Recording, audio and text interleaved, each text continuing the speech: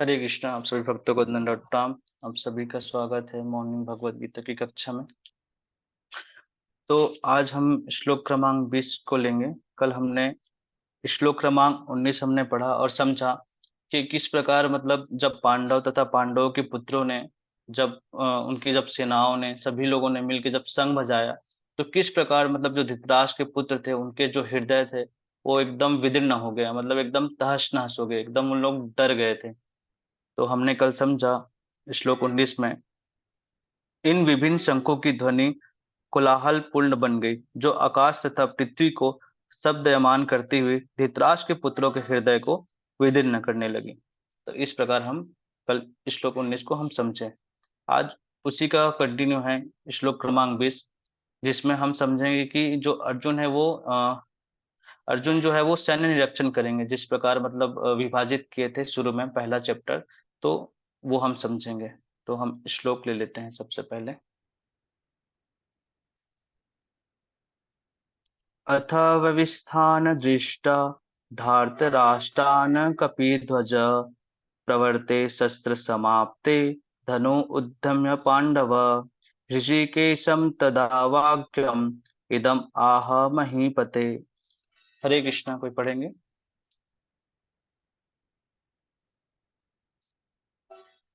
सभी पढ़िए बारी बारी से।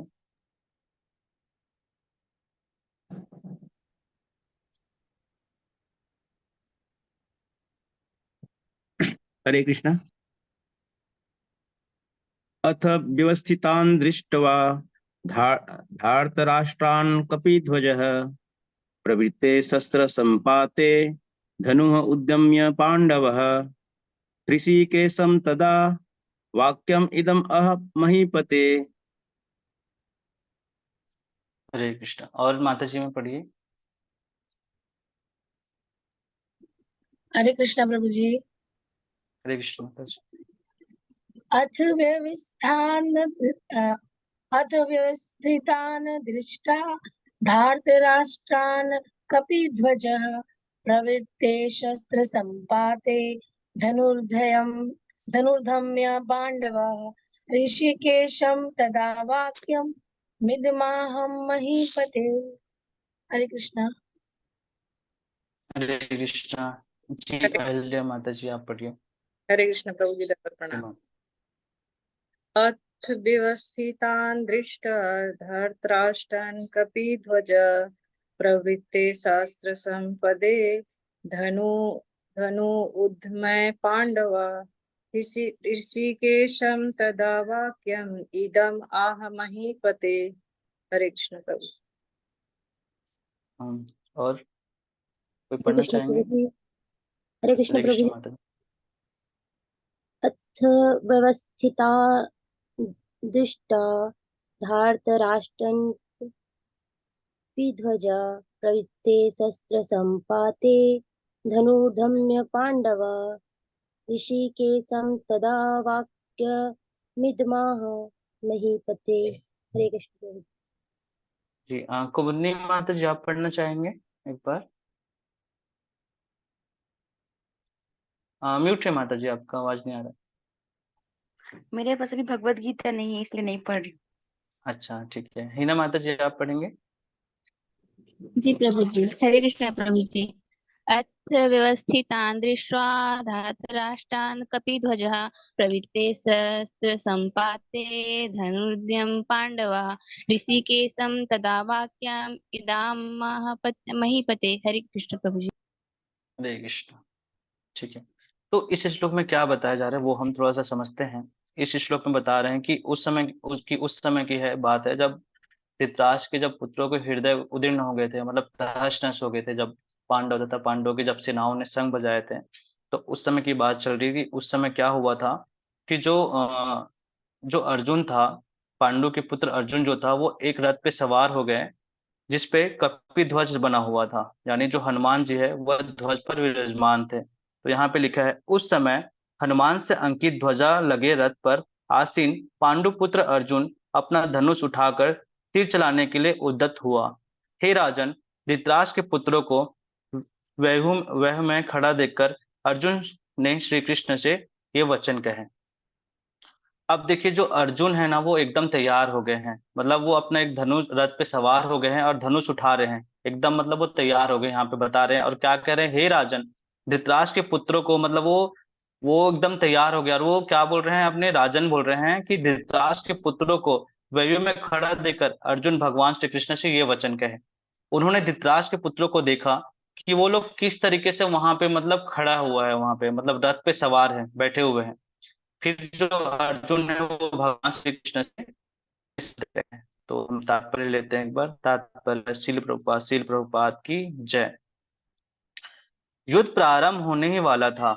उपयुक्त कथन से ज्ञात होता है कि पांडवों की सेना की अप्रत्याशित व्यवस्था से धृतराष्ट्र के पुत्र बहुत ही कुछ निरुत्साहित थे, क्योंकि युद्ध भूमि में पांडव का निर्देश भगवान कृष्ण के आदेशानुसार हो रहा था।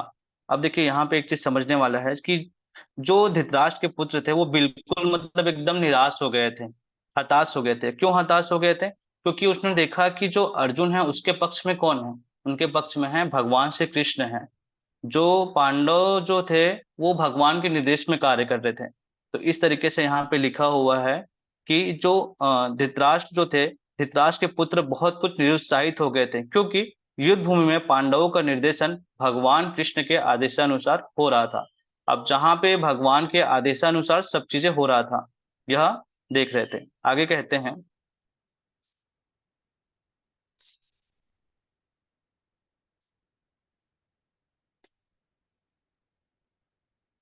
अर्जुन की ध्वजा पर हनुमान का चिन्ह भी विजय का सूचक है, क्योंकि हनुमान ने राम तथा रावण युद्ध में राम की सहायता की थी, जिससे राम विजय हुए थे। अब देखिए यहाँ पे जो है वो हनुमान जी का वर्णन आ रहे हैं, है ना। तो अब यहाँ पे हनुमान जी का वर्णन क्यों आ रहा है, इसको हम थोड़ा सा हम समझते हैं। क्योंकि यहाँ पे जब बता रहे हैं, क्योंकि जो हनुमान जो थे, हनुमान जी थे, जब राम तथा रावण का जब युद्ध हो रहा था, हम सभी को पता है जब रामायण हो रहा था, तो एक बार जो हनुमान जी है जब वो श्रीलंका गए थे, वहां पे पूरे लंका को जला दिए थे। वो बहुत ही ज्यादा, जो हनुमान जी है वो बहुत ही शक्तिशाली योद्धा थे, है ना।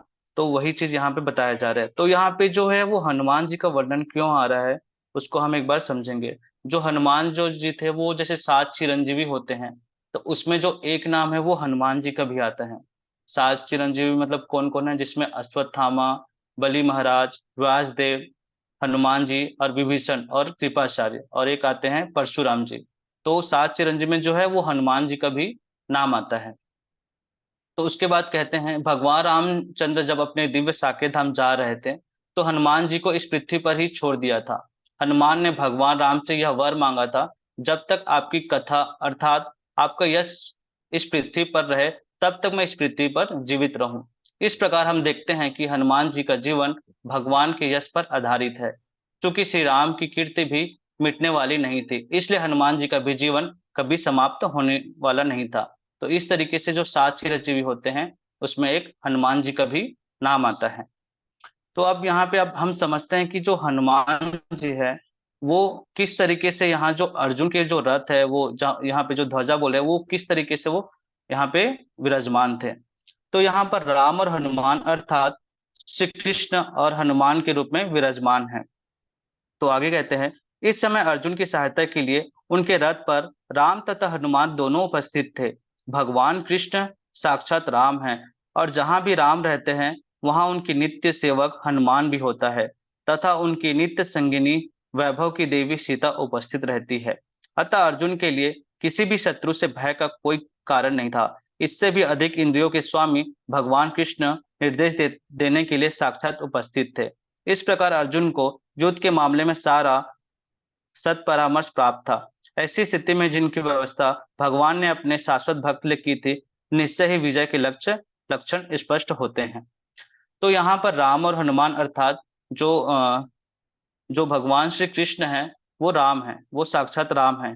तो यहाँ पे बताया जा रहा है कि जहाँ पे भगवान राम रहते हैं वहां उनका जो नित्य सेवक है वो हनुमान भी रहते हैं। और यहाँ पे एक चीज और भी बता रहे हैं, यहाँ पे जो उनकी नित्य संगिनी वैभव की देवी सीता माता जी थे वो भी उपस्थित थे। अब वो थोड़ा सा हम समझते हैं कि क्या है। तो यहाँ पर राम और हनुमान अर्थात राम श्री कृष्ण और हनुमान के रूप में विराजमान हैं। तो जहां जहां श्री रामचंद्र होंगे वहां हनुमान जी भी होंगे, और सीता देवी भी थी। तो वो सीता देवी कैसी थी वो हम थोड़ा समझते हैं। जो भगवान श्री कृष्ण थे उनके वक्ष स्थल पे एक चिन्ह था सुनहरा रंग का, जिसे श्री वक्ष चिन्ह कहते हैं। तो वहां सीता मैया भी उपस्थित थे। इस प्रकार जो सीता मैया है वो भी यहाँ पे उपस्थित है। तो जहां पर ये सब मौजूद होते हैं तो वहां पर किसी भी प्रकार का भय और निराशा नहीं होते हैं। तो हम देखते हैं कि जब जो हम पिछले श्लोक में हमने यही चीज समझा कि जो अर्जुन था वो भगवान के प्रति शरणागत थे, वो भगवान के प्रति बहुत विश्वास रखते थे। तो इस तरीके से जहां पे भगवान श्री कृष्ण होंगे, जहां पे हनुमान जी है और जहां पे माता सीता है, तो वहां पे भय नाम का कोई चीज हो ही नहीं सकता। और उनकी जो जीत था, वो जो विजय के लक्षण, वो एकदम स्पष्ट दिखाई दे रहे थे कि वो कैसे हैं। तो हनुमान जी अर्जुन के पक्ष में कैसे आए थे, तो इसके पीछे एक लीला है, वो हम थोड़ा सा हम समझते हैं कि किस प्रकार जो हनुमान जी है वो अर्जुन के रथ में अंकित ध्वजा में लगे हुए थे। तो हम समझते हैं। तो एक बार क्या हुआ था कि अर्जुन जो था वो अपने रथ में सवार होकर भ्रमण कर रहे थे। तो एक बार जो अर्जुन है वो अपने रथ में ना सवार होकर ऐसे जा रहे थे। तब उन्होंने देखा कि एक वानर वहां पर उपस्थित था, जो उनके मार्ग में आ गया। तो अर्जुन को एक प्रकार का गर्व था। तो अर्जुन जो है वो एक बार ऐसी ना भ्रमण करने के लिए अपने रथ में जा रहे थे। तभी उन्होंने वहां पे देखा एक वानर वहां पे बैठा हुआ था। तो अभी वो जब अर्जुन जब जा रहे थे तो उनको ना अपने जो धनुर्विद्या है, अपना एकदम एक सर्वश्रेष्ठ धनुर्धर, उन पे एकदम ज्यादा उनको अभिमान था, गर्व हो गया था। तो फिर वहां पे वो जो वानर है वो रोक कर कहते हैं कि तुम श्रेष्ठ, तुम जो वहां पे जो हनुमान जी है वो कहते हैं कि तुम सर्वश्रेष्ठ धनुर्धर नहीं हो। तो वो थोड़ा सा अर्जुन बोलते हैं ये कैसे बात कर रहे हैं ऐसे करके। तो जो हनुमान जी जो रहते हैं वो वानर के रूप में जा रहे थे ना, तो हनुमान जो जी थे वो अभी अपना परिचय नहीं बता रहे थे अर्जुन को। वो अभी साधारण सा जो वो वानर के रूप में ही रहते हैं। तो हनुमान जी कहते हैं कि तुम सर्वश्रेष्ठ धनुर्धर नहीं हो। तो फिर अर्जुन बोलते कौन है सर्वश्रेष्ठ धनुर्धर। तो वो बोलते हैं कि जो मेरे प्रभु श्री रामचंद्र है वो सर्वश्रेष्ठ धनुर्धर है। इस प्रकार वह जो वानर जी है वो कहते हैं। तो अर्जुन ने कहा तो अगर श्री रामचंद्र जी अगर वास्तव में सर्वश्रेष्ठ धनुर्धर है, तो फिर वो पत्थर से क्यों मतलब वो पुल बनाते, वो तो सीधा एक बार धनुष चलाते और वो पुल तैयार हो जाता। तो इस प्रकार जो अर्जुन है वो वानर को कहते हैं। तो हनुमान जो वहां उपस्थित थे वानर के रूप में, जो अपना भी परिचय नहीं बताए थे ना कि मैं हनुमान हूं करके, वो सिर्फ वानर के रूप में था। तो उन्होंने बोला कि देखिए भगवान श्री रामचंद्र की सेना में बहुत ही बड़े बड़े योद्धा थे, इवन जो मेरे से भी बड़े बड़े योद्धा थे। हनुमान जी बता रहे हैं अर्जुन को, मुझसे भी बड़े बड़े थे। तो जो भी बाणों वाला पुल जो था वह मेरा भार नहीं सह पाएगा। इस तरीके से जो है ना वो वानर कहते हैं अर्जुन को कि अगर देखिए जो आप जो पुल बना रहे हैं, जो बनाएंगे पुल, वो मेरा भार भी नहीं सह पाएगा। इस तरीके से जो वानर है अर्जुन को उत्साहते हैं, बोलते हैं। तो अर्जुन थोड़ा सा ना मतलब ना एकदम वो हो जाता है, गर्व था ना उनको अपने धनुर्धर में कि मैं एकदम सर्वश्रेष्ठ धनुर्धर हूं करके। तो वो क्या करता है, वो उनके जो चैलेंज है वो एक्सेप्ट कर लेते हैं। ऐसी बात है, चलो ठीक है, तो फिर मैं एक पुल बना के दिखाता हूँ, फिर आप उसमें चल के दिखाइएगा कि वो पुल कैसे टूटता है ऐसे करके। तो वो अभिमानित हो जाते हैं। तो अर्जुन जो है वो उनके चैलेंज जो है वो एक्सेप्ट कर लेते हैं वानर जी का, जो हनुमान जी रहते हैं। तो अर्जुन जो भी वो है वो बाणों से मतलब एक पुल बनाते हैं अर्जुन जो है। तो फिर उसके बाद जो है उसपे ना हनुमान जी जो है वो चलते हैं ना, तो वो पुल जो है ना वो टूट जाता है। तो फिर ना अर्जुन जो है ना वो एकदम ना मतलब ना हैरान हो जाता है, अरे ये कैसे मुमकिन है करके, कि एक वानर जो है साधारण सा वानर, क्योंकि वो तो जान नहीं रहते कि वो जो हनुमान जी है वो वानर के रूप में आए हैं। तो वो एकदम थोड़ा सा आश्चर्य और अचंभित हो जाते हैं। फिर उसके बाद ना अर्जुन जो है वो ना अपने आराध्य भगवान श्री कृष्ण है उनको याद करते हैं कि हे भगवान, आप मेरी मतलब मैं आपका भक्त हूँ, आप मेरी लाज रख लीजिएगा करके। इस तरीके से जो अर्जुन है वो भगवान श्री कृष्ण को करते हैं। और जो हनुमान जी है वो भी अपने भगवान श्री राम जो अपने आराध्य हैं उनको भी प्रार्थना करते हैं, हे भगवान मैं भी आपका भक्त हूँ, आप भी मतलब मेरा नाक कटने मत दीजिए करके। इस तरीके से आपस में क्या है, दोनों अपने अपने आराध्य है। अर्जुन भगवान श्री कृष्ण को याद करते हैं, प्रार्थना करते हैं कि हे भगवान आप मेरी लाज रख लीजिए करके। और एक तरफ जो है वो वानर जो हनुमान है वो अपने आराध्य भगवान श्री राम है उनको बोलते हैं। तो इस तरीके से आपस में भक्तों के बीच में वो प्रतिस्पर्धा चलते रहते हैं। फिर उसके बाद क्या होता है, इसी प्रतिस्पर्धा में जब देखते हैं कि जो पुल बनाया हुआ था, जो तालाब मतलब जो था वहां पे, उन दोनों को ना एक रंग दिखाई पड़ता है, मतलब एक कलर रेड कलर का दिखाई देता है। तो उन लोग सोचते हैं ये आखिर ये क्या है करके। तो फिर क्या है, वो ना जब पास जाके देखते हैं तो उनको दिखता है कि जो लाल कलर का जो रक्त निकलता है तो वो खून था वो। तो वो देखकर उन लोग बहुत ही ना आश्चर्य हो जाते हैं कि आखिर ये क्या चीज है ऐसे करके। तो फिर एकदम और जाके थोड़ा सा पास में जाके देखते हैं, तब वो थोड़ा सा उन लोग को बहुत ही ज्यादा, उनको हृदय को बहुत ठेस पहुंचते हैं। वो देखते हैं, मतलब अपने अपना देखते हैं। जो अर्जुन था वो क्या देखते हैं कि जो भगवान श्री कृष्ण हैं वो पुल को अपने पीठ पे धारण किए हुए हैं, और जो धनुष बाण है वो अर्जुन के पीठ में वो भगवान श्री कृष्ण के पीठ में लगा हुआ है, और वो जो रक्त है वो निकल रहा है। और एक तरफ क्या है, जो वानर जो हनुमान के रूप में आए रहते हैं वो क्या देखते हैं कि प्रभु श्री राम जी के पीठ पे पूरा लगा हुआ है धनुष और रक्त निकल रहे हैं। इस तरीके से वो दोनों देख के ना बहुत ही ज्यादा उनके हृदय को ठेस पहुंचता है। और दोनों क्या सोचते हैं कि हम ये क्या कर रहे हैं, इस तरीके से तो हमारे प्रभु को हम कष्ट नहीं पहुंचा सकते। तो वो देख के उन लोग बहुत ही ज्यादा हताश हो जाते हैं। हताश हो जाते हैं, फिर वो क्या करते हैं कि दोनों के दोनों वहीं पे जो प्रतिस्पर्धा है एक दूसरे का जो दिखाने का, तो वो वहीं पे रोक देते हैं। और भगवान फिर वहां पे जब आते हैं तो वो बोलते हैं कि ये क्या भक्त, दोनों आपस में भक्त हो, इस प्रकार से आप लोगों को ऐसा नहीं करना चाहिए। आप लोगों को दोनों में मित्रता की भावना होनी चाहिए, मित्रता करनी चाहिए करके। तब वो क्या होता है कि दोनों मित्रता बनते हैं। और जो हनुमान जी है वो कहते हैं, हनुमान जी है वो बोलते हैं कि भगवान ने बोला तुम भी भक्त हो, तुम भी भक्त हो, आपस में दोनों को मिलकर दोस्ती कर लेना चाहिए, आपस में नहीं लड़ना चाहिए। फिर हनुमान जी कहते हैं कि वो मतलब अर्जुन से प्रॉमिस करते हैं कि हम ऐसा नहीं करेंगे। फिर हनुमान जी कहते हैं, वादा करते हैं कि आगे चल के महाभारत के कुरुक्षेत्र युद्ध होगा तो अर्जुन के रथ में मैं सवार रहूंगा। तो इस तरीके से जैसे यहाँ पे वर्णन आया है हनुमान जी का, तो हनुमान जी का वर्णन इस तरीके से हम समझ सकते हैं ये कथा के माध्यम से कि हनुमान जी किस तरीके से अर्जुन के रथ में वहां पे सवार थे। उसके आगे हनुमान जी जो थे वो किस प्रकार युद्ध में अर्जुन की सहायता कर रहे थे वो हम थोड़ा सा समझ समझ लेते हैं कि किस तरीके से जो हनुमान जी है वहां पे उनकी मदद कर रहे थे। तो जो हनुमान जी जो वहां पे ध्वज के रूप में विराजमान थे, तो बताते हैं कि जब युद्ध हो रहा था, इतना घमासान वहां पे युद्ध हो रहा था, बहुत सारे ऐसे धनुष चल रहे थे, बहुत सारे इधर से शस्त्र अस्त्र चल रहे थे, तो बताते हैं कि जो हनुमान जी वो किस प्रकार मदद कर रहे थे। तो हनुमान जी बताते हैं, एक तो ऐसा मदद करते थे, वो बहुत जोर जोर से चिल्लाते थे राम राम राम करके। तो उनके जो आवाज की धड़कना थी, आवाज जो थी, उससे ना क्या होते थे, आसपास जितने भी शत्रु जो आते थे तो वो सभी ना ऐसे ही खत्म हो जाते थे वो आवाज से, हनुमान जी के। खैर वो उन लोग को समझ में नहीं आता था, मतलब दिखाई तो नहीं पड़ता था, लेकिन जब वो जैसे ही बोलते थे राम करके, तो बहुत सारे जो वहां पे जो सैनिक होते थे जो जो लड़ने विपक्षी पार्टी के, तो उन सबका नष्ट हो जाते थे। वैसे ही अनेक शस्त्र अस्त्र जब उनके रथ में, अर्जुन के रथ में जब वार करते थे, तो वो अपनी गदा से वो रक्षा करते थे वहां पे, अपनी गदा से जो है उनके अस्त्र शस्त्र को पूरा ध्वस्त कर देते थे। तो इस प्रकार से हम यहाँ पे समझ सकते हैं, जो यहाँ पे हनुमान जी का वर्णन आया है कि किस प्रकार मतलब अर्जुन की वो सहायता करते थे वहां पे। ये चीज हमको ऐसे समझ में तो नहीं आती है, बट ये यहाँ पे इस तरीके से हम समझ सकते हैं। तो यहाँ पे इसीलिए यहाँ पे क्या है कि उस समय हनुमान संग की ध्वजा लगे रखे रथ पर आसीन पांडु पुत्र अर्जुन अपना धनुष उठाकर तीर चलाने के लिए उद्यत हुआ और कहा, हे राजन, धृतराष्ट्र के पुत्रों को वेवी में खड़ा देखकर अर्जुन ने श्री कृष्ण से ये वचन कहे।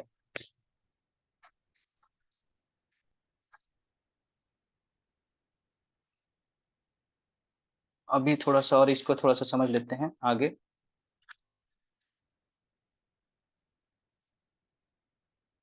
इस श्लोक में संजय ने अर्जुन के कपिध्वज नामक का उच्चारण करने के पश्चात पांडव नाम का उच्चारण किया। कारण यह है कि संजय धृतराष्ट्र को याद दिला रहे थे, क्योंकि धृतराष्ट्र ने पांडव के पुत्रों के विषय में प्रश्न किया था, इसलिए यहाँ पर वर्णन उसी विषय का है, अन्य विषय का वर्णन नहीं हुआ है। इस श्लोक में संजय कह रहे हैं कि धृतराष्ट्र के पुत्रों को देखकर अर्जुन ने धनुष उठाया, जैसे कि अभी एकदम वो तैयार हो गए, अर्जुन जाना ही है करके। इस श्लोक में संजय कह रहे हैं कि धृतराष्ट्र के पुत्रों को देखकर अर्जुन ने धनुष उठाया। अर्जुन की इच्छा थी कि धृतराष्ट्र के पुत्रों को अपने पाप का दंड मिलना चाहिए, परंतु यहाँ पर केवल इतना ही कहा गया है कि अर्जुन ने धनुष उठाया, क्योंकि उन्होंने केवल धृतराष्ट्र के पुत्रों को ही देखा था। भीष्म, द्रोण जैसे गुरुजनों को देखकर धनुष नहीं उठाया, परंतु बाद में वर्णन आया कि भगवान अर्जुन के रथ को खड़ा करेंगे। अब देखिए ये अभी तो तैयार हो गए हैं, फिर अगले श्लोक में हम देखेंगे कि जो अर्जुन है वो भगवान को मतलब बोलते हैं कि आप मुझे युद्ध भूमि के पास लेके चले जाइए। फिर वो वहां पे वो सारे चीजें देखना चाह रहे हैं कि वो उनके पक्ष में कौन है, विपक्षी में कौन है, कौन कौन वहां पे खड़े हुए हैं। तो वो आगे चल के मतलब आगे श्लोक में हम समझेंगे। धृतराष्ट्र के पुत्रों को देखकर धनुष तो उठा लिया, परंतु जब भीष्म और द्रोण को देखा तो क्या करे। तो उसके बाद यहाँ पे थोड़ा सा एक शब्द आया हुआ है, उसको हम थोड़ा सा समझ सकते हैं। यहाँ पे कहते हैं इससे भी अधिक इंद्रियों के स्वामी भगवान कृष्ण निर्देश देने के लिए साक्षात उपस्थित थे। तो हमने पिछले श्लोक में समझा था कि भगवान को ऋषिकेश कहा गया था, मतलब वो समस्त इंद्रियों के स्वामी हैं, जो इंद्रियों को नियंत्रण रखते हैं। उनको थोड़ा सा यहाँ पे समझते हैं। यहाँ कहते हैं इस श्लोक में संजय ने भगवान को ऋषिकेश कहा है। ऋषिकेश का अर्थ है इंद्रियों के स्वामी। अर्जुन ने इंद्रियों के स्वामी से कहा, श्री कृष्ण अपने भक्तों को इंद्रियों के स्वामी हैं, अर्थात श्री कृष्ण अपने भक्तों की इंद्रियों पर नियंत्रित करते हैं, इसलिए भक्तों को अपनी इंद्रियों पर नियंत्रण करने की कोई आवश्यकता नहीं है। तो यहाँ पे भगवान को इंद्रियों के स्वामी भगवान कृष्ण निर्देश देने के लिए वहां पे साक्षात उपस्थित थे। तो इस तरीके से हम इस श्लोक को समझ सकते हैं। ठीक है, तो हम अगला श्लोक लेते हैं।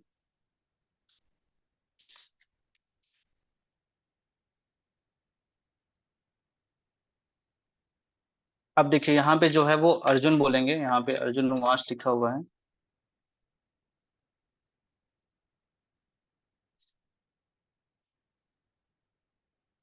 अर्जुन उवाच सैन्यो उभयो मध्ये रथम स्थापयाम्यच्युत यावत् एतानि रक्षे अहम योध अहम अहम योद्धुः कामना अवस्थान कैमया सह योध्यम अस्मिन् रणा समुद्यमे। एक बार मैं फिर से पढ़ता हूँ। अर्जुन उवाच सैन्यो उभयो मध्ये रथम स्थापयाम्यच्युत यावत् एतानि रक्षे अहम योद्धुत्कामया अविवस्थान कैमया सह योद्धव्यम् अस्मिन् रणसमुद्यमे। हरे कृष्णा। फिर पढ़ेंगे।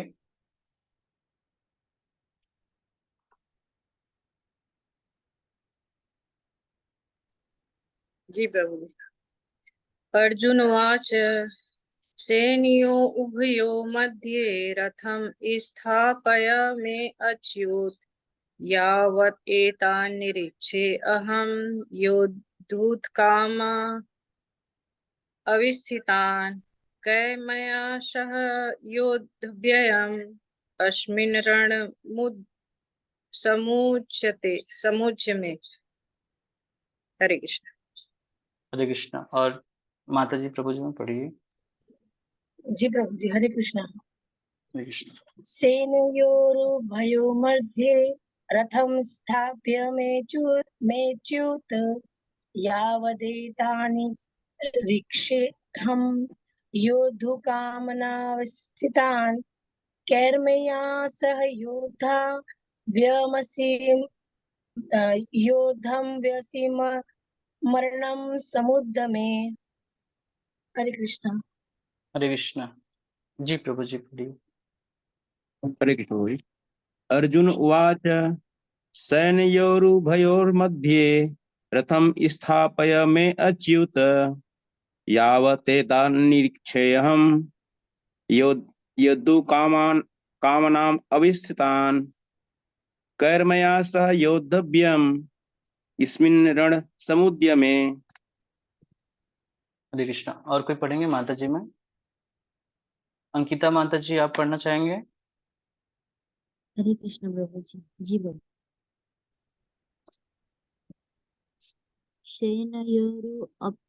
सेनयोरुभयो मध्ये रथं स्थापयाम्यच्युत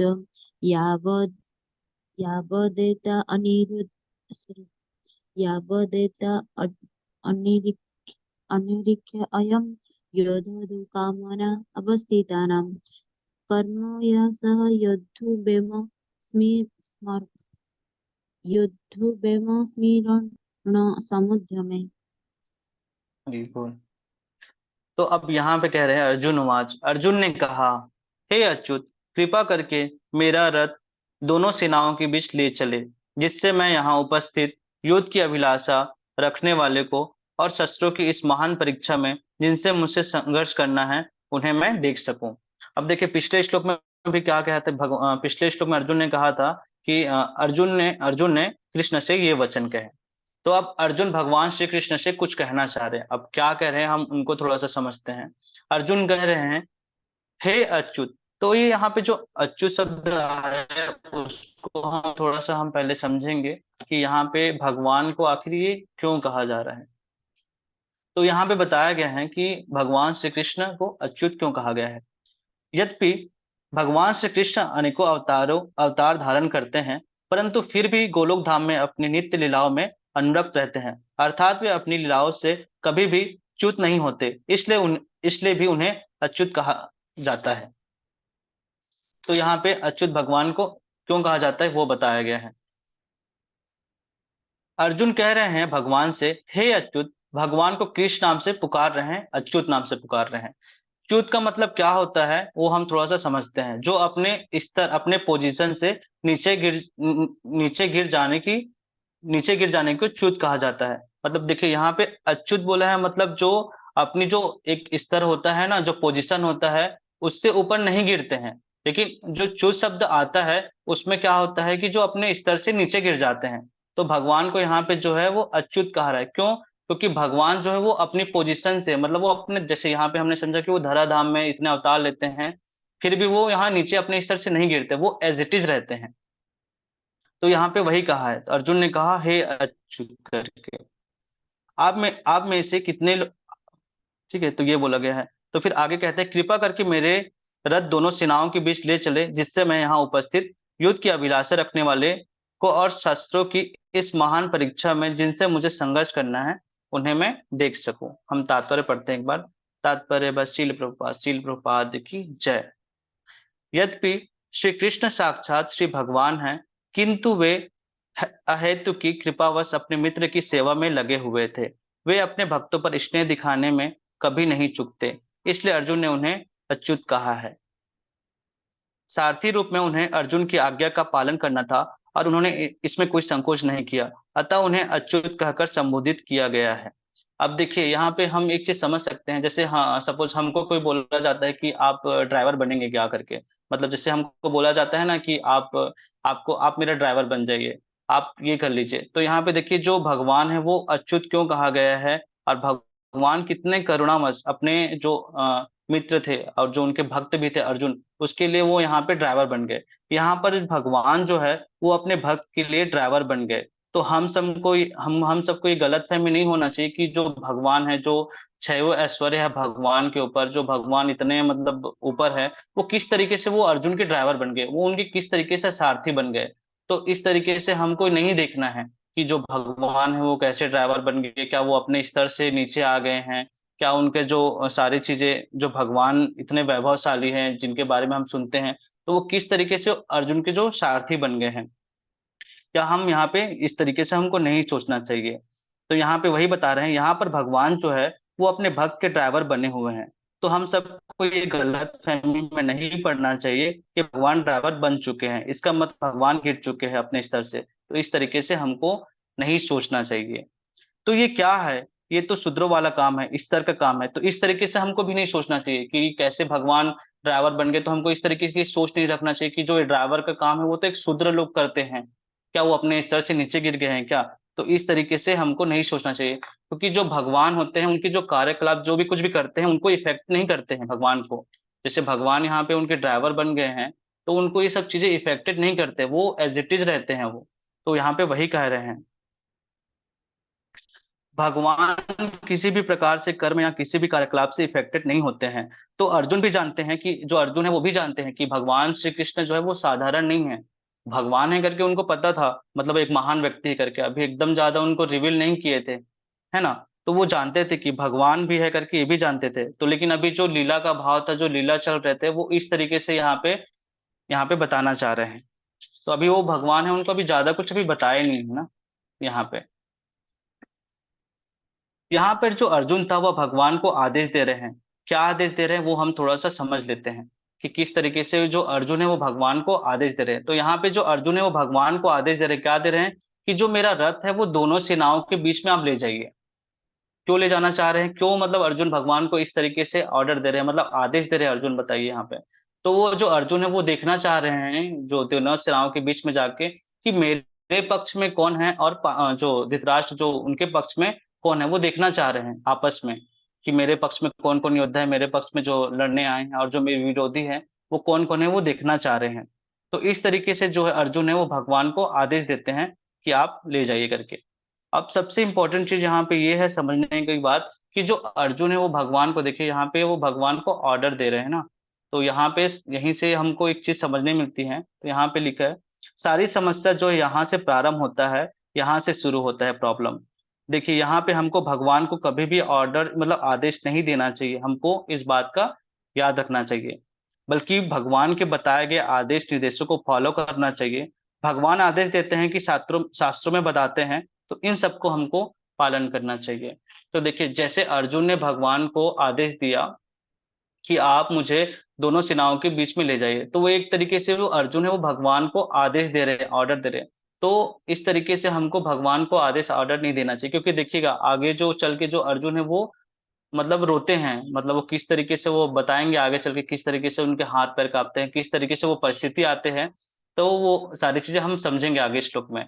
तो यहाँ पे हमको कभी भी भगवान को आदेश नहीं देना चाहिए, बल्कि हमको भगवान ने जो हमको आदेश दिए हैं, जो हमको शास्त्रों में सिखाए हैं, जो हमको निर्देश दिए, हमको वो फॉलो करना चाहिए। हमको भगवान को या भगवान के जो वैष्णव होते हैं या वरिष्ठ है, हमको उनको कभी भी हमको आदेश या कुछ ऐसा नहीं देना चाहिए, है ना। तो यहाँ पे जो अर्जुन है वो इस तरीके से वो भगवान को कह रहे हैं। फिर भगवान जो है वो हमें दिखाते, फिर जो भगवान है उनको वो अर्जुन जो है वो बताते हैं, मतलब बोलते हैं कि आप मुझे यहाँ ले जाइए। तो हमको कभी भी भगवान को आदेश नहीं देना चाहिए, क्योंकि भगवान हमको आगे चल के, जैसे अर्जुन आगे चल के जो अर्जुन है वो रोते हैं, किस तरीके से वो आगे चल के वो बताएंगे। तो हमको कभी भी भगवान को इस तरीके से नहीं करना चाहिए, क्योंकि भगवान क्या है वो हमारी वास्तविकता दिखाई देते हैं।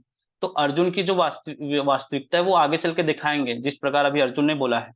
तो हमको कभी भी भगवान को ऑर्डर नहीं देना चाहिए, हमें कभी वरिष्ठों को आदेश नहीं देना चाहिए, यानी वैष्णव का जो आज्ञा होता है, वरिष्ठों का जो ऑर्डर होता है उनको हमको पालन करना चाहिए। जैसे ही अर्जुन ने यह गलती किया, आगे चल के वह रोने वाला है, तो यह समस्या है।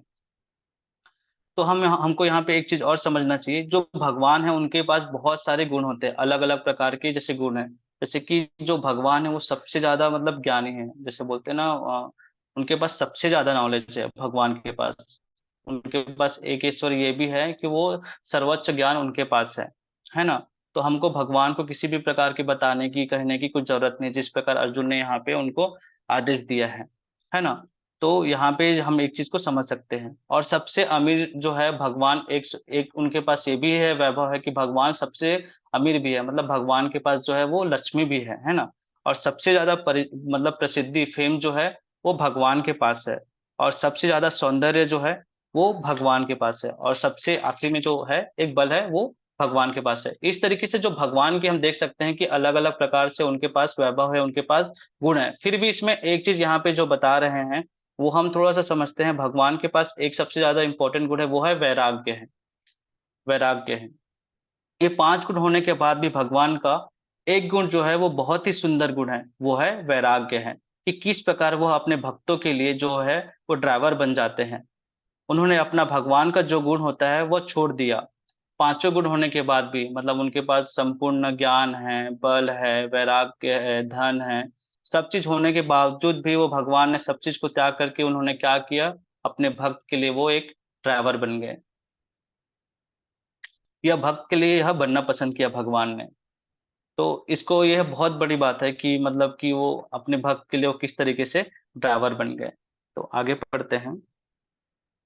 यद्यपि उन्होंने अपने भक्त का सारथी पद स्वीकार किया, किंतु इससे उनकी परम स्थिति अक्षुण्ण बनी रही। अब देख, वही हमने अभी समझा कि भगवान जो है उनका सारथी बनना स्वीकार किया, लेकिन जो उनकी परम स्थिति वो ऐसी ही रहती है, नीचे नहीं गिरती। प्रत्येक परिस्थिति में वे इंद्रियों के स्वामी श्री भगवान ऋषिकेश हैं। भगवान तथा उनके सेवक का संबंध अत्यंत मधुर एवं दिव्य होता है। सेवक स्वामी की सेवा करने के लिए सदा उद्यत रहता है और भगवान भी भक्ति कुछ ना कुछ सेवा करने की कोशिश में रहता है। तो ये इंपॉर्टेंट पॉइंट है यहाँ पे जो लिखा हुआ है कि जो भगवान तथा उनके सेवक का संबंध ना बहुत ही ज्यादा मधुर होता है, कि किस प्रकार जो भगवान है, जो पूर्ण पुरुषोत्तम है, जो पूरे अनंत ब्रह्मांड के नायक है, जो सब चीज है, उन्होंने क्या किया कि अपने भक्त के लिए एक ड्राइवर, एक सारथी बनना भी स्वीकार कर लिया है। तो जिस प्रकार जो एक सेवक होता है वो स्वामी के लिए हमेशा तत्पर तैयार रहता है भगवान की सेवा के लिए, उसी प्रकार जो भगवान है वो भी भक्त की कुछ ना कुछ सेवा करने के लिए कोशिश में रहते हैं।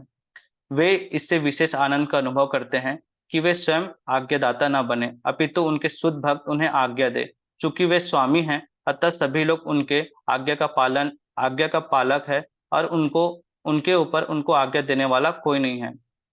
तो जैसे कि अर्जुन ने अभी कहा, और हमने समझा कि हमको भगवान को हमको आदेश नहीं देना है, बल्कि हमको भगवान की आज्ञा का पालन करना है, और जो उनके शुद्ध भक्त रहते हैं वो उन्हें आज्ञा दे सकते हैं, ऐसा यहाँ पे लिखा हुआ है, उनके शुद्ध भक्त उन्हें आज्ञा दे।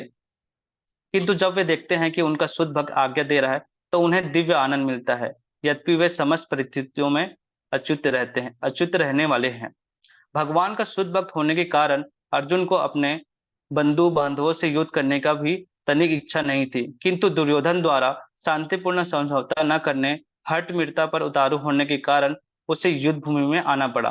अब देखिए, जो भगवान के शुद्ध भक्त है होने के कारण अर्जुन को अपने बंधु बांधवों से युद्ध करने की तनिक भी इच्छा नहीं थी। तो अर्जुन को कोई इच्छा नहीं था, मतलब जो ये सब युद्ध जो चल रहा है, तो अर्जुन नहीं चाहते थे युद्ध करना, मतलब ये सब चीजें, क्योंकि जो भगवान के शुद्ध भक्त है अर्जुन, वो नहीं चाह रहे थे। किंतु जो दुर्योधन थे, जब दुर्योधन को जब शांतिपूर्वक जब उनको भेजा गया कि तुम ये सब चीजें मत करो या जो भी है, तब जो वो दुर्योधन है वो शांतिपूर्वक समझौता ना करके वो एकदम हट में आ गए, उतारू हो गए कि युद्ध भूमि में आना ही है करके, लड़ना है करके। अतः वह यह जानने के लिए अत्यंत उत्सुक था कि युद्ध भूमि में कौन कौन से अग्रणी व्यक्ति उपस्थित थे। तो अर्जुन बहुत जानने के लिए मतलब उत्सुक था, इसीलिए भगवान को बोले कि मुझे दोनों सेनाओं के बीच में आप ले जाइए, ताकि मैं देखूं कि मेरे पक्ष में कौन कौन योद्धा लड़ रहे हैं, और मेरे जो दुश्मन है, जो विपरीत है, उन उसमें कौन लड़ रहे हैं। यद्यपि युद्ध भूमि में शांति प्रयासों का कोई प्रश्न ही नहीं उठता, तो भी उन्हें फिर से यह देखना चाह रहे थे कि वे अधिक देखना चाह रहा था, और यह देखना चाह रहा था कि वे इस अवांछित युद्ध पर किस हद तक तुले हुए हैं। तो इस तरीके से यहाँ पे अर्जुन जो है वो भगवान को कहते हैं कि दोनों सेनाओं के बीच में मुझे ले जाओ। और इसमें एक पॉइंट है जो मैं आप लोगों को बताना भूल गया, कि जब भगवान जो है वो जब उनकी सारथी बने, जब उनके जब ड्राइवर बने थे, तो वो किस प्रकार से, मतलब वो वहां पे जो वर्णन आता है वो मैं आपको थोड़ा सा बताता हूँ, वो मैं छूट गया था बताने के लिए। तो जब भगवान, जैसे कि हम देखते हैं नॉर्मली, जैसे हमारे पास एक कार होता है तो उसमें जीपीएस ट्रैकर रहता है या जो भी है, हम अपने हिसाब से सारी चीजें हम नॉर्मल इजली कर सकते हैं। लेकिन उस समय बताते हैं जब भगवान उनके जब ड्राइवर सारथी बने थे, तो उस समय जो युद्ध स्थल में बहुत आवाज आते थे इधर उधर से, जैसे इतना आसान नहीं होता मतलब वहां ड्राइवर बनना, कि उस समय बहुत आवाज आता था। ऐसा नहीं होता था कि हम अर्जुन जो है भगवान कृष्ण को बोलते थे कि भगवान आप मुझे दाएं ले चलो, भगवान मुझे इधर ले चलो, भगवान यहाँ रुक जाओ। तो वहां पे इस आवाज का तो कोई प्रश्न ही नहीं उठता, क्योंकि इतने ज्यादा वहां पे युद्ध का माहौल था कि कुछ आवाज ही नहीं आता था। तो अर्जुन जो है वो क्या करता था, अपने पैर से भगवान की जो छाती है, भगवान की जो पीठ है, उस पे मतलब वो कहीं भी जैसे राइट जाना है तो राइट के लिए, या लेफ्ट जाना है तो इस तरीके से जो अर्जुन है वो ना भगवान के पीछे कंधे पे वो पैर से वो मारते थे। तो इस तरीके से जो भगवान है भक्तवत्सल है, जिसको भगवान को भक्तवत्सल भी कहते हैं, तो इस तरीके से अर्जुन जो है भगवान के पीठ पे पीछे इस तरीके से वो भगवान को वो करते थे, कहीं जाने दाएं बाएं जाने के लिए। तो इस प्रकार से हम इसको हम समझ सकते हैं। ठीक है, तो आज तो मैंने बस ये 21-22 तक का ही किया था, और कुछ तो नहीं है, बस इतना ही था। हरे कृष्ण प्रभु जी, हरे कृष्ण माता जी। आप कुछ बोलना चाहेंगे माता जी? कुछ त्रुटि हुई तो मुझे क्षमा करिएगा। हरे कृष्ण प्रभु जी, दंडवत प्रणाम। समस्त भक्त वृंद को भी मेरा दंडवत प्रणाम। बहुत अच्छी क्लास थी, कोई त्रुटि नहीं है, बहुत अच्छे से एक्सप्लेन किया आपने, बताया है। और ऐसे ही आगे भी बहुत अच्छे से चलता रहेगा, ऐसी आशा है। जी बहुत अच्छा है। क्षमा प्रार्थी हूँ, कार्यक्रमों में थोड़ा उलझने के कारण से कल क्लास अटेंड नहीं कर पाई, और आज भी मोस्ट प्रोबेबली 25 मिनट लेट थी। जी, कोई बात नहीं माता जी, वो समझते हैं वहाँ। ठीक है। जी, इसके रोहिणी नंदन प्रभु जी, आप कुछ बोलना चाहेंगे? नहीं प्रभु जी, आपने बहुत अच्छा क्लास लिया प्रभु जी। जैसे आपने 7 चिरंजीवियों के बारे में बताया, जिसमें से हनुमान जी एक हैं, है ना, पिछले श्लोक में। और क्या बोलते हैं, हनुमान जी की कथा सुनाई, अच्छा लगा प्रभु जी इसमें जो है। और भगवान अच्युत है उसके बारे में बताया आपने। और अभी आपने इस श्लोक के माध्यम से 6 भगवान की जो 6 ऐश्वर्य है उसके बारे में बताया। तो अच्छा अच्छा टॉपिक था प्रभु जी, इसमें आपने जो सिलेक्टेड जो टॉपिक को बताया रेफरेंस ले लेके, अच्छा लगा प्रभु जी। जी, और भी कुछ था प्रभु जी, लेकिन वही थोड़ा सा समय और थोड़ा सा वो होने के कारण मैं थोड़ा सा नहीं बता पाया। थोड़ा सा और डिटेलिंग में बताना था, बट ठीक है। और किसी का कुछ प्रश्न है तो बता दीजिए। और जो माता जी ने कल प्रश्न पूछे थे वो मैं प्रभु जी से थोड़ा सा पूछा था, बट थोड़ा लेट हो गया तो नहीं बताया। बाकी मैंने नोट्स में लिखा है, तो वो एक बार कंफर्म करना है कि जो 3-3 लाइन का जो श्लोक आ रहा है वो कौन सा छंद में आता है ना। तो वो मैं ना कल आपको बता दूंगा प्रभु जी, आप कल क्लास में बता दीजिएगा, मैं आज कंफर्म करके मैं वो बता दूंगा कि ये 3 वाला जो श्लोक है उसको कौन सा छंद बोलते हैं। जी ठीक ठीक है, प्रभु तो जी। ठीक है, तो और किसी का कुछ प्रश्न है इस श्लोक से रिलेटेड, या तो आप बता सकते हैं।